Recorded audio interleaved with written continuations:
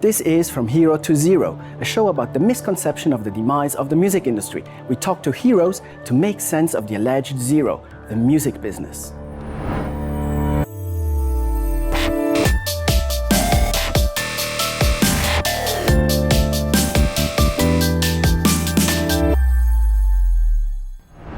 Hi Steve, how are you? Good, how are you? Very good. Thank you very much for taking your time and talking to us here. Very well. So Steve, you are a music icon with a great career spanning over 4 decades. How different is it today to be a musician as compared when you started in the 60s? Well, I mean, I've just been, doing the same thing that I do, which is to try and play the best that I can. And I think that that's what young people have to do also. Now, the thing that's changed probably is the technology. And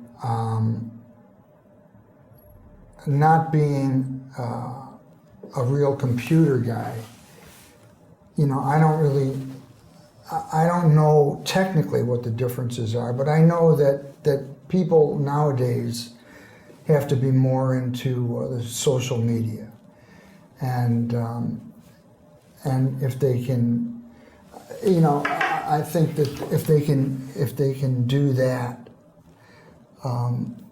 they can treat social media like playing music, because you can break new ground and treat that creatively. So I think that what young musicians have to do today is not only play well, but they have to also be able to communicate and network, and so the social media is a big difference between when I started and from what's going on now. Did you also have to network back in the days? Well, networking is always part of what's going on. I mean, I didn't even realize it, but I've been networking since I was a kid, like making friends and staying in touch with them. I met some great players when I was in school at Eastman School of Music. I met Tony Levin. Of course, a bass player. Well, yeah, and so he was very influential when I went to New York and introducing me to people, because we both graduated in '69. I had to go in the Army for 3 years, and Tony went to New York. So when I got out of the Army, Tony had been in New York for 3 years, and a long story short is that he introduced me to people that he'd been working with, and that's how I got my foot in the door for recording.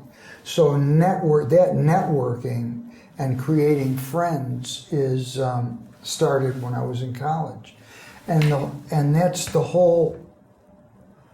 Networking is very important in terms of doing business. Getting the next job, maybe. Well, yeah, meeting people, being friends. I mean, it's like the way it works is like you try and play the best you can. You show up on time. If someone new calls you, you want to be able to to give the person what they want. And if and then you make friends, you exchange numbers. Hopefully they'll call you again, or they might recommend you to someone else. I mean, but it's a word-of-mouth world. And it was that even before computers. It was based on a handshake, and you get to know and write down someone's number. So there was networking back when I first started. But then the social networking even makes it makes it bigger. Exactly, it gives it more fertile ground, basically. Right, it gives you, you can at least connect verbally with people. I mean, I always think it's best to do it in person.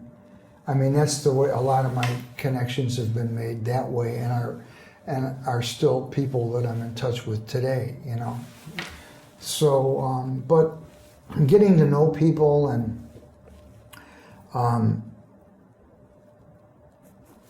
writing down names of people that you like, and meeting musicians that you like to play with. That's all part of it. Sure. You obviously adapted well, or as you were saying, networking has always been a part of your job, basically, as a musician, as a session musician. Yeah, it is. That's a big part of it. Right? And is it different for you? Do you network differently when you're Steve Gadd, the session drummer, versus you're Steve Gadd, the brand, the artist? Do you make a difference there? No, I mean, me personally, the way I do it is the way I've always done it. And not being a person that's into computers, I have a person, my wife and a man named Malcolm Moore do Facebook things. So, which is another way of networking. It lets people know where I am, what I'm doing, what projects I'm involved in, what new projects are coming out. I don't necessarily do all that stuff, but I think it's important that someone does it, you know what I mean? Mm-hmm. And but you said something that was interesting before about a lot of people don't like the new ways. There are certain people that, and I think that's, if you had a choice of being that way and not being that way, where you're open to just new things, I think that's a better way to be. Mm-hmm. You know what I mean? I think that, because a lot of times we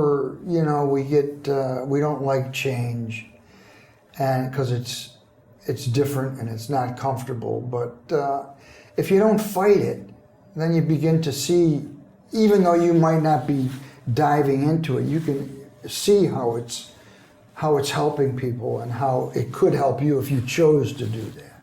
Mm-hmm. So it's always good to keep an open mind.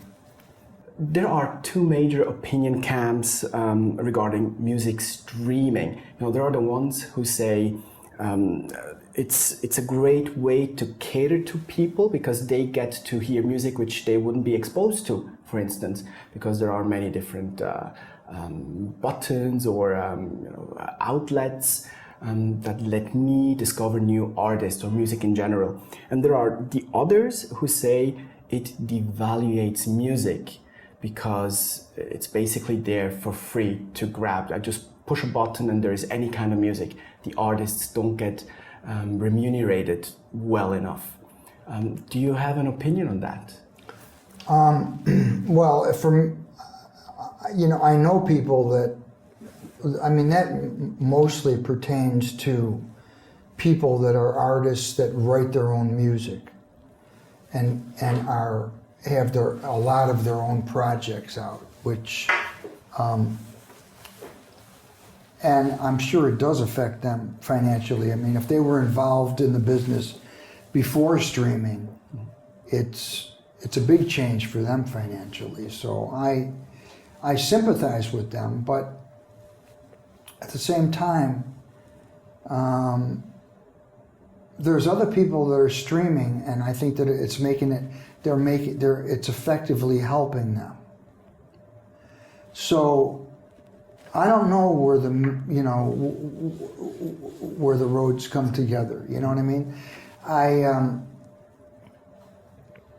Thank God it hasn't affected me financially. So, and because of that, I'm really, because I'm not really affected. I don't really have a strong opinion either way. I feel I see how it's hurting guys that came from another way and don't have the royalties that they used to have because of this stuff. And I that's a drag. I can sympathize with them, but I also, there's a new, they're breaking new ground. So I think you have to look at that new ground and try to break it creatively and figure out how to fit yourself in there. You know what I mean? And it's I don't know how to do it, but people are doing it, so there's got to be a way. Exactly. Nicely said. The new technology, people can buy just one single song at a time, compared to back in the days when they had to buy the whole album, a physical copy of the whole thing. What's your preference? Do you, when you make music, do you prefer thinking in songs or in albums? Well, I mean, if you make an album, you'd like people to buy the album, but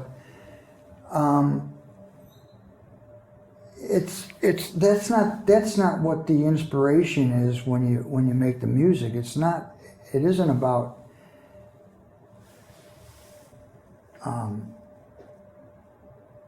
it's when you're doing the album, it's about making the music the best that it can be, and making sure that everybody involved is satisfied and that you're satisfied, and that's a big step to get over.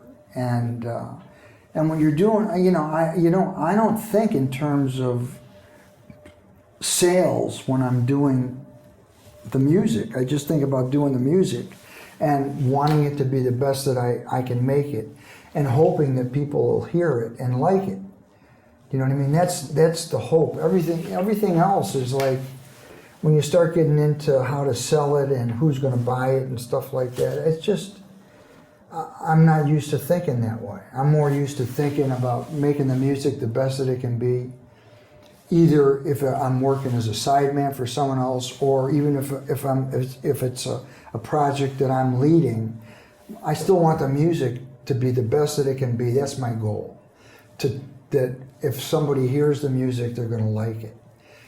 How they're going to hear it, I don't really know. You know what I mean? That's someone else's. I don't know how to get in the middle of that. So that's a whole other ballgame. You know what I mean? Sure.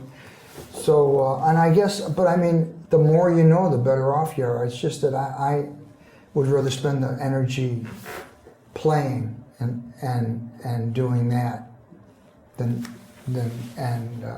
have other people handle the other part of it, the selling and stuff. Sure. Well, very well said. Thank you very much, Steve. It was very interesting. All the best for the future. Thank you so much. Thanks a lot.